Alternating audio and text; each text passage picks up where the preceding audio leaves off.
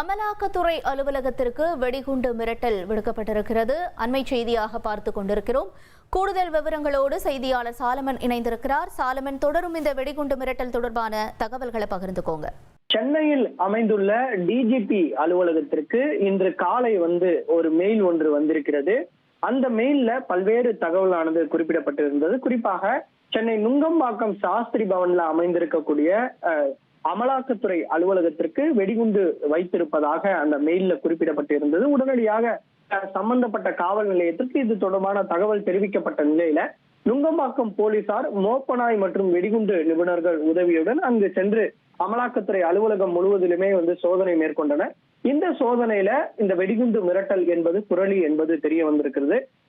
போலீசார் இது தொடர்பாக வழக்கு பதிவு செய்து விசாரணையும் நிகழ்த்தி வருகின்றனர்.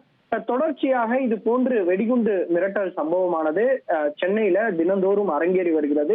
இது தொடர்பாக சம்பந்தப்பட்ட காவல் நிலையில வழக்கு பதிவு செய்து விசாரணை மேற்கொண்டு வந்தாலும் இவர்கள் இந்த கும்பல் இது போன்ற VPN போன்ற பல்வேறு தொழில்நுட்பங்களை பயன்படுத்தி இது போன்ற மெயில் வெடிகுண்டு மிரட்டல் விடுக்கப்படுவதால அவர்களை நெருங்குவதில் சற்று சவாலாகவே இருந்து வருகிறது. இருப்பினும் தொடர்ச்சியாக போலீசார் அவர்களை கண்டுபிடிக்கக்கூடிய பணியில ஈடுபட்டு வருகின்றனர்.